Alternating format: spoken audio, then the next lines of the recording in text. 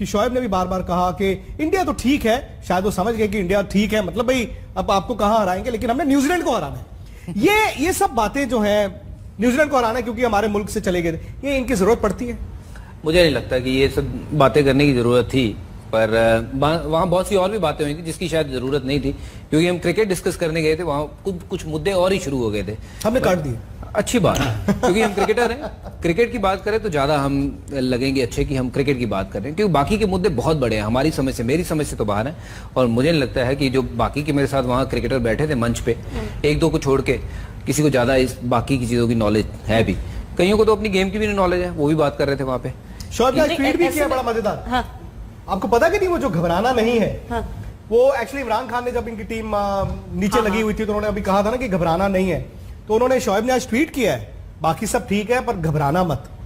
हालांकि ये इसका मजाक ही बन जाता है विक्रांत। मुझे वही नहीं समझ आया कि उन्होंने अपनी टीम के फेवर में ये कहा है या फिर मदन जी, ऐसे में जब इतने बयान चल रहे होते हैं उसमें अगर विराट कोहली आकर प्रेस कॉन्फ्रेंस में ये कहते हैं कि पाकिस्तान की टीम को वो किसी भी तरीके से कम नहीं आंक रही, बहुत बैलेंस, जो कि देखिए भले ही एक ऐसा बयान होता है जो आपको सार्वजनिक रूप से देना है, लेकिन खेल आपको मैदान में दिखाना है, बातें आपको बैलेंस्ड करनी है मैदान से बाहर। देखिए यही कैप्टन का होता है कि वो जो बात करे बैलेंस है, क्योंकि बैलेंस से करे, क्योंकि देखिए ये मैच है, इसमें कुछ भी हो सकता है, क्योंकि ये 2020 का गेम है, कभी भी इसमें अगर आपके हाथ से गेम निकलता है तो बिल्कुल ही वापस आने के चांसेस कम रहते हैं। पर विराट जो है बड़ा एक समझदार खिलाड़ी है, और विराट की अभी विक्रांत ने भी बात की थी, मैं खुद चाहूंगा कि विराट ये टूर्नामेंट जीते, क्योंकि देखिए उसकी कंट्रीब्यूशन जो भारतीय टीम के लिए रही है बहुत बेहतरीन कंट्रीब्यूशन रही है, और उसने भारत की टीम को बनाया है।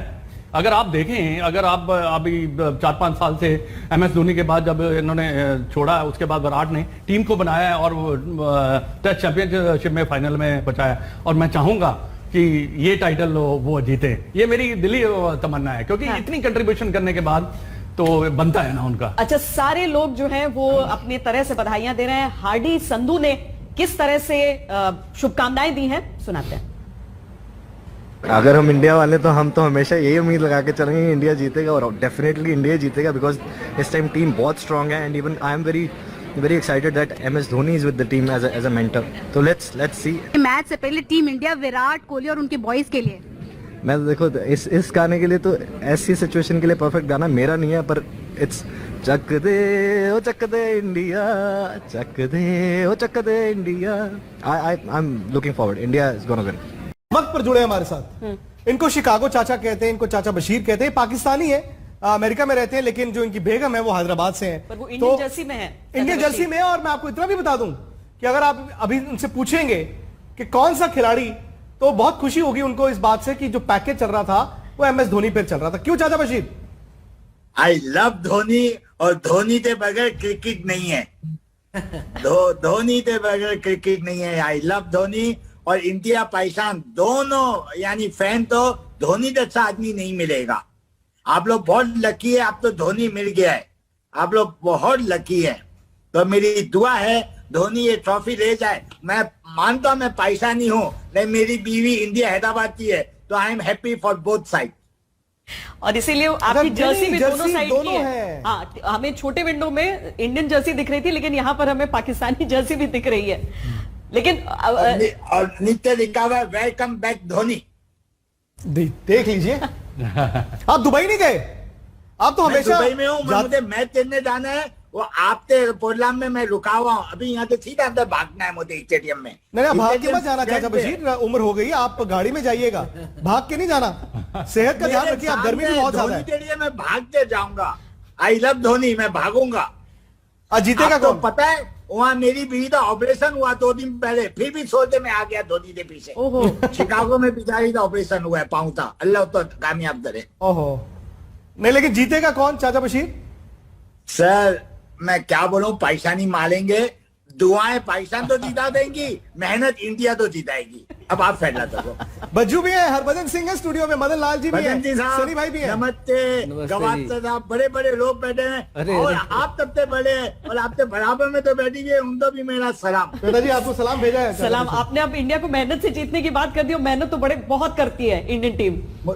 देखो इंशाल्लाह मैं चाहता हूँ पाकिस्तान भी जीते, लेकिन उनको अभी क्रिकेट खेलनी है, बहुत खेलनी है। अभी पाकिस्तान तो चाहिए न्यूजीलैंड तो हरा दें, इंडिया तो भूल जाए। चाचा बशीर, मुझे तो लगता है कि आपकी ये वाली दुआ ना वो बॉल आउट वाले वर्ल्ड कप में जरूर काम आई होगी कि दोनों टीमें एक जगह पर आकर रुक गई थी। मैं क्या बोलता हूँ, लड़ना नहीं है। मैं पाकिस्तान नहीं, बड़े बड़े खिलाड़ी तो शोएब अख्तर उन लोग तो गलत बयानी से बात करते हैं। मैं बोलता हूँ बहुत नरमी से बात करो, इंडिया से मोहब्बत करो और क्रिकेट खेलो। लड़ना है तो क्रिकेट में खेलो, ये जबानी टीवी में नहीं लड़ो, अच्छी जबान रखो। नहीं, आप MS धोनी की बात कर रहे थे।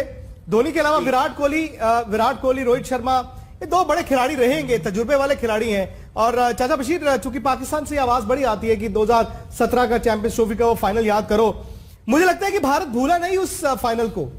भारत चूंकि भूला नहीं उस फाइनल को, उस फाइनल की हार को, शायद इसीलिए वो गलती आज टीम इंडिया नहीं करेगी। इंडियन टीम बहुत मजबूत है भाई, रोहित शर्मा है, कोहली है, बड़े बड़े खिलाड़ी है। पाकिस्तान में सिर्फ एक ही खिलाड़ी है, कौन है ओपनर, वो एक अकेला क्या करेगा चपटे साथ। लो चाचा, पाकिस्तान आपको की अपने टीम बहुत खिलाड़ी मजबूत का है, नाम भी इंडियन नहीं टीम पता बहुत है। मजबूत है। और जिस देश में गंगा बहती है उस देश की मेरी बीवी है। कोई भी जीते आई एम हैप्पी, पाकिस्तान जीते या इंडिया जीते। मैं बोलता हूँ क्रिकेट होनी चाहिए और क्रिकेट बस इंजॉय करो क्रिकेट। और क्रिकेट इंडिया या पाकिस्तान में होनी चाहिए, दुबई में नहीं होनी चाहिए। चलो चाचा, आज इंडिया की विक्ट्री को एंजॉय करो, आप आराम से बैठ के देखो और एंजॉय करो इंडिया की विक्ट्री को। अब स्टेडियम के लिए निकले चाचा बशीर, मैं चाहता शुक्रिया। हूँ, जी, मेरी दुआएं इंडिया और पाकिस्तान दोनों टीमों के लिए। दो अच्छा खेलेगा वो जीतेगा इंशाल्लाह, दो बहुत अच्छा अच्छी खेलेगा जीतेगा।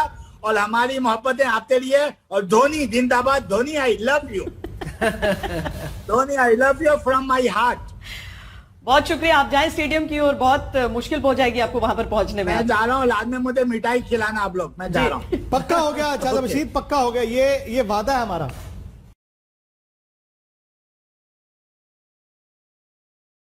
यही शाहीन शाह अफरीदी इंडिया से खेल रहे होते और उन्होंने ये दो पीच ऑफ डिलीवरीज जिसे कहते हैं ना वो डाली होती, तो मैच हम कह देते कि उन्होंने उसी वक्त खत्म कर दिया। हकीकत यह है कि उन्होंने मैच उसी वक्त खत्म नहीं भी किया तो भारत के लिए दरवाजे बंद कर दिए थे। उसके बाद सूर्य कुमार यादव का भी विकेट गिर गया, भले विराट कोहली और ऋषभ पंत के बीच पार्टनरशिप हुई, ऋषभ पंत ने आके तोड़ा।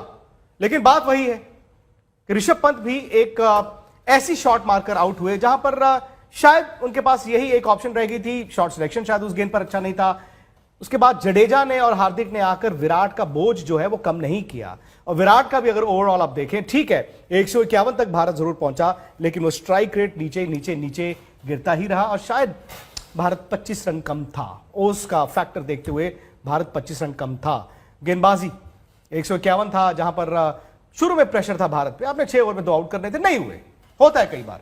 लेकिन मजेदार बात यह है भज्जू की पाकिस्तान नहीं था आज।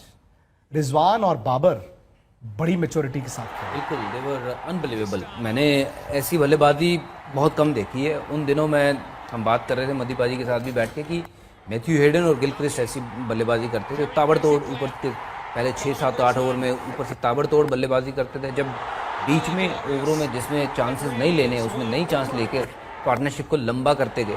बट ये मतलब क्लास एक पार्टनरशिप कहूँगा मैं कि नॉर्मली ऐसा होता नहीं कि एक भी विकेट ना गिरे आप 150 रन का जो लक्ष्य पीछे करते हुए। पर दोनों ने बहुत मैच्योरिटी के साथ खेला। स्पिनर जिसको वरुण का हम कह रहे थे कि बड़ा फैक्टर है, वरुण को बहुत मैच्योरिटी के साथ खेला। पहले 3 ओवर उन्होंने कोई चांस नहीं दिया, चौथे ओवर में उनको 2 छक्के मारे, वो भी छोटा साइड था इसलिए वो बैकफुट पे वेट कर रहे थे और सेफ हो चुका था पाकिस्तान। बिल्कुल, और बहुत मैच्योरिटी के साथ खेला है। और बाबर आजम, हम बात पहले भी कर रहे थे कि ये विराट कोहली को मानते हैं कि ये उनके तरह बनना चाहते हैं, तो इसमें कोई शक नहीं है कि अगर ये और 7, 8, 10 साल खेलेंगे तो इनका कद उतना ही बड़ा होगा जितना सलीम मलिक का था या फिर इंजमामुल हक का था अपनी कंट्री में। तो बहुत ही बेहतरीन कप्तानी भी करी उन्होंने, बहुत ही बेहतरीन उन्होंने ये पारी भी खेली। और उनके साथ जो विकेट कीपर रिजवान पैरों पे बहुत तेज है भाई, पर पाकिस्तान बहुत ने तेज। पैनिक नहीं किया बिल्कुल भी, बिल्कुल पैनिक किसी लगा ही स्टेज पे नहीं। नहीं आता। बहुत ना मैच्योर बॉलिंग, पारी। बहुत मैच्योर बैटिंग और बॉलिंग इन्होंने की है। और एक ऐसा दिखाई नहीं दिया कि कहीं पे जाके इनको तो लगा कि हाँ, बीच में एक थोड़ा सा जब पार्टनरशिप हो रही थी थोड़े से हिले, पर फिर उन्होंने अपने आप को गैदर किया और फिर उन्होंने उनको एक और भी बात है ना, टाइम टू टाइम उनको ब्रेक भी मिलती चली गई। ये नॉर्मली पैनिक करते हैं, बट पैनिक आज करते हैं। जिस लिहाज की उन्होंने बल्लेबाजी करी, बल्लेबाजी में तो ऐसा लगा कि they were in control from the ball 1। और जब तक उन लास्ट बॉल खेले हैं, जहां मौका मिला है वहां चौका छक्का मारा है, कोई अच्छे बॉल को रिस्पेक्ट दिया है और प्रॉपर क्रिकेटिंग शॉट खेले हैं। ऐसा नहीं है कि कोई रिवर्स स्वीप खेले हों या स्कूप शॉट खेले हों। अनबिलीवेबल। नहीं, लेकिन ये भी है ना कि अगर बाबर की आप बात कर रहे थे, हाँ भाई 24 घंटे पहले तक, बल्कि मैं कहूंगा 4 घंटे पहले तक भी डिबेट जो था, मुझे भी लग रहा था कि अभी गैर मुनासिब है, लेकिन ऐसा भी नहीं कि 4 घंटे बाद डिबेट में बाबर आजम आगे निकल गए विराट से। लेकिन एक दिन आता है किसी भी खिलाड़ी के लिए, एक दिन आता है जब वो सुपर बॉय से सुपरमैन का रास्ता, उस सफर को तय करता है। शायद ये 4 घंटे बाबर आजम के लिए बल्लेबाज के तौर पर और कप्तान के तौर पर, और चूंकि ये वर्ल्ड कप का मुकाबला पाकिस्तान और इंडिया का मुकाबला था, आई थिंक वो सुपर बॉय से सुपरमैन की तरफ उन्होंने आज कदम अपने बढ़ाने शुरू कर दिए। तो पाकिस्तान पॉइंट्स टैली पर पहुंच गया ऊपर, और सीधा सवाल बजू ये कि न्यूजीलैंड है अब अगला, क्योंकि ये सामने वाला है ग्रुप ऑफ डेथ। हमारा तो ग्रुप ऑफ डेथ नहीं था, लेकिन अगर हम न्यूजीलैंड से भी हार गए फिर बन गया तो फिर नहीं, ग्रुप ऑफ डेथ नहीं होगा, फिर हमारे लिए मुश्किल हो गया। हाँ नहीं बिल्कुल, देखिए ग्रुप ऑफ डेथ तो अभी भी बन गया है, क्योंकि ये छोटे टूर्नामेंट में ना चांसेस बहुत कम होते हैं, और अगर आप थोड़ा सा पीछे रह जाओ और दूसरी टीम आके आपको फिर पछाड़ दे तो फिर बड़ी मुश्किल हो जाएगी। मैं उम्मीद करता हूँ कि जो आज हुआ है उससे हमें विपरीत जो है वो परफॉर्मेंस देखने को मिलेगी, बल्लेबाजी या फिर बॉलिंग हमें इससे बेहतरीन दिखने को मिलेगी, क्योंकि अगर अगला मैच टाइट हो गया और अगर हमें रिजल्ट सही नहीं मिले तो फिर आगे का रास्ता बहुत मुश्किल हो जाएगा। New Zealand side is a good side है ना, They are very good side. Very They are very good good side. और उनके पास बॉलिंग अटैक या बैटिंग वगैरह उनके पास है, और फील्डिंग तो आपको पता है 20-25 रन तो वो रोक ही लेते हैं। जी हाँ बिल्कुल। मैं टिम साउदी के साथ बात कर रहा था, जो मेरे टीम में है वो, तो वो ये कह रहे थे कि we don't have big players, हमारे पास कभी बड़े नाम नहीं होते प्लेयर है, पर हमारे पास इफेक्टिव प्लेयर हैं जो छोटे छोटे रोल ना बखूबी निभाते हैं। कहते हैं हम 20-25 रन रोकते हैं फील्ड में, बॉलिंग हमें पता है कि कौन से एरियाज में करनी है, हम we don't do fancy things, we just keep things very simple and they are very very tight unit.